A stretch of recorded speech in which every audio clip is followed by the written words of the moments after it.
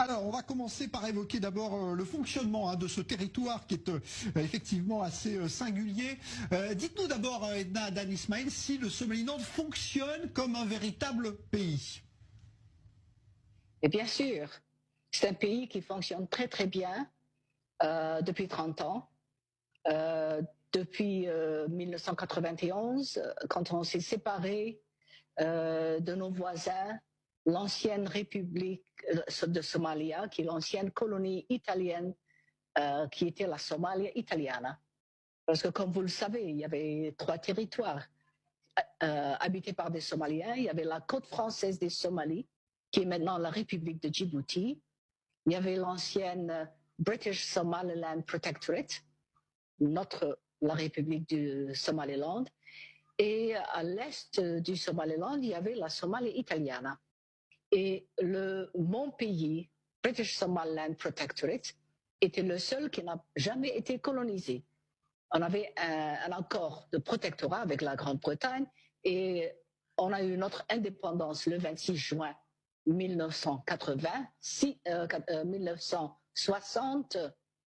Et dans ce temps-là, 42 pays en Afrique aujourd'hui étaient encore des pays colonisés, inclus la Somalie italiana. Et quand la Somalie italiana a pris son indépendance, une semaine plus tard, 5 jours après le Somaliland, les 2 pays somaliens, britanniques et italiens, anciens, se sont unis pour former la Grande Somalia, en attendant que l'ancienne, la République de Djibouti aussi joigne cette union. C'est un accord qui n'a pas marché.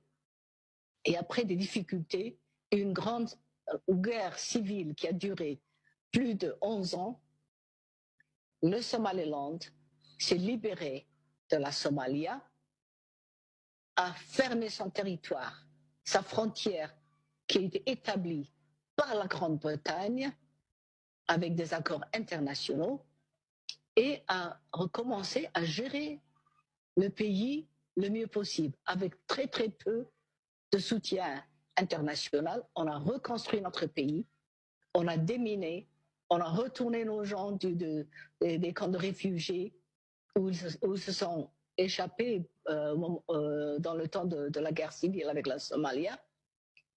Aujourd'hui, c'est un pays qui a une stabilité de 30 ans de durée. Un pays où nous avons établi des accords de commerce avec plusieurs peuples qui viennent de plusieurs pays. Nous avons une présence importante d'étrangers qui travaillent dans le pays en paix et en stabilité totale. Et c'est un pays qui mérite d'être reconnu par le monde pour les accomplissements que nous avons, pour tout que nous avons accompli. Alors, on est dans une période où il y a eu des normalisations de pays d'Afrique notamment, comme le Soudan, comme le Maroc, avec Israël. Et le Somaliland aimerait lui aussi pouvoir normaliser ses liens avec Israël. Est-ce que c'est envisageable ? Mais ça, c'est un discours qui peut venir après le Somaliland devient indépendant, qui devient reconnu. Et pourquoi pas ?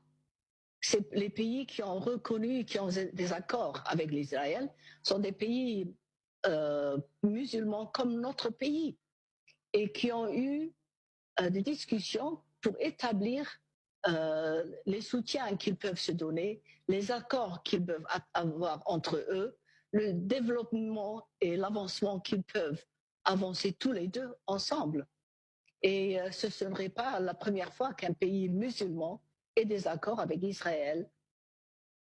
Nous ne serons pas les premiers. Et pourquoi pas ?